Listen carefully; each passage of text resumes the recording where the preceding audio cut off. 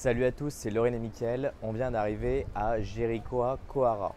On a un peu galéré à venir depuis Barreirinhas, tout simplement parce qu'il n'y a pas beaucoup de bus. La seule compagnie qu'on a trouvée qui passait, c'est Guanabara. Et ils ne passent pas le samedi. Ils ont uniquement des bus le vendredi soir et les autres soirs de la semaine.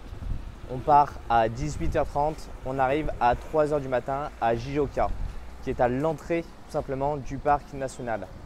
À partir de là, on va partager en fait un 4x4 avec d'autres personnes. Le transport privé de nuit, c'est 250 réals pour la voiture complète. Et là, nous, on va payer du coup 50 réals par personne, ce qui est quand même beaucoup plus abordable. Après quelques heures de sommeil, on en profite pour se balader un petit peu dans ce petit village qui est assez festif. On va aller même voir un petit peu les différentes grottes qu'il y a aux alentours de la plage. La plage, il y a beaucoup de transats et au-dessus. Ce n'est pas forcément l'idée qu'on se fait, nous, du repos. Mais on va en profiter pour aller faire du surf. Il n'y a pas des grosses vagues. Ça nous permettra en tout cas de beaucoup mieux apprendre. Moi, je vais prendre un cours de surf. Lorraine me regardera.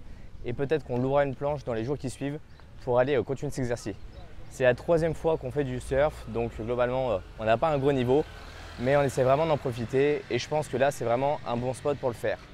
On a croisé également d'autres Français à force de se balader dans la ville. On a bu un verre avec eux. C'est toujours agréable de pouvoir échanger avec d'autres congénères. Pensez tout de suite à liker et à vous abonner pour ne pas rater la suite des aventures.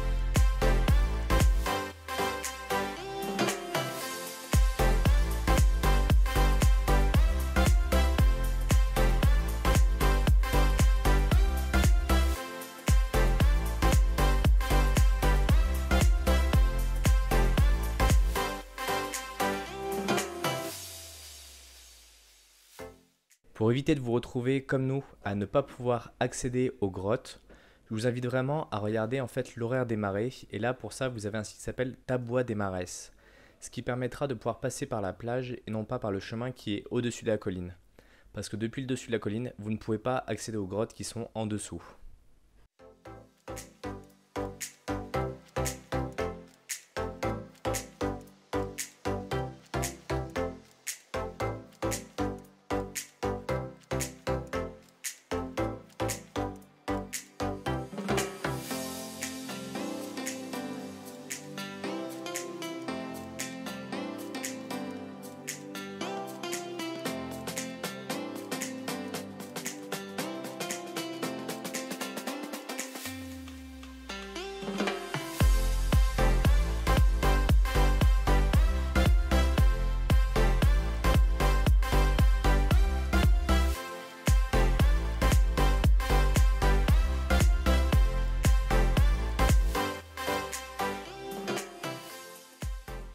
Aujourd'hui, journée détente sur la plage, on en profite pour rester vraiment au niveau du village.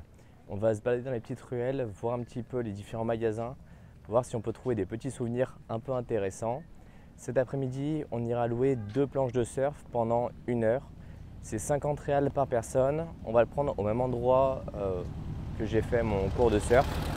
Après, il n'y a pas des grosses vagues, donc j'espère quand même qu'on pourra en prendre 1 ou 2 et ça permettra de nous perfectionner un peu nos compétences. Ce soir, on ira manger dans un resto amazonien qui est juste à côté du Café Géry. Il s'appelle le restaurant Para. Il n'est pas indiqué sur Google Maps. Et on va prendre un mini mix avec différents plats de l'Amazonie, très orientés autour de la crevette et du crabe. Je pense qu'on va vraiment se régaler.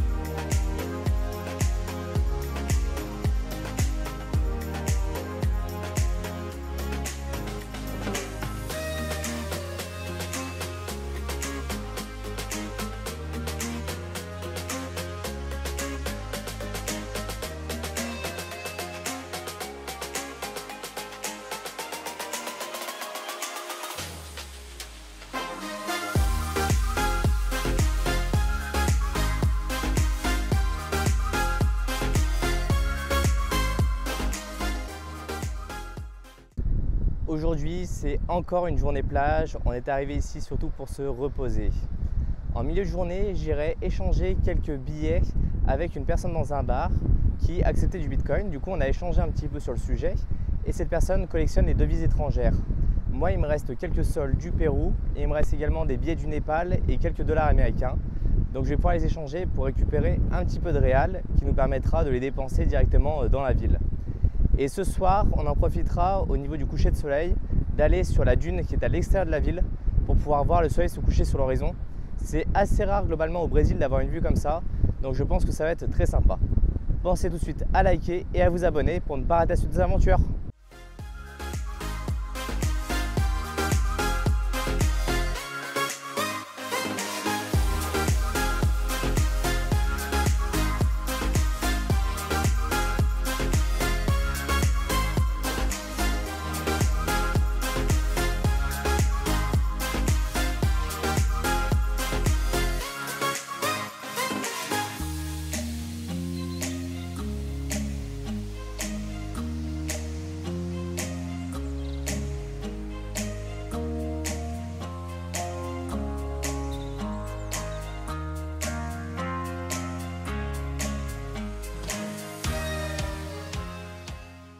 Aujourd'hui, c'est notre dernier jour. On va aller à Manaus ce soir. Pour ça, on va reprendre la compagnie Guanabara et on va d'abord prendre le premier transport qui va être inclus dans le prix du ticket.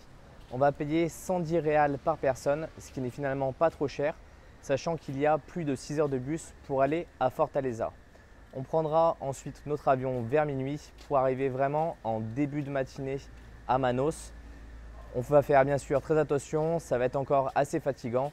C'est un peu le problème des compagnies aériennes qu'il y a dans cette zone-là, c'est qu'ils partent uniquement de nuit, entre minuit et 3 heures du matin, parce que ce sont les créneaux qui sont généralement les moins chers à l'aéroport.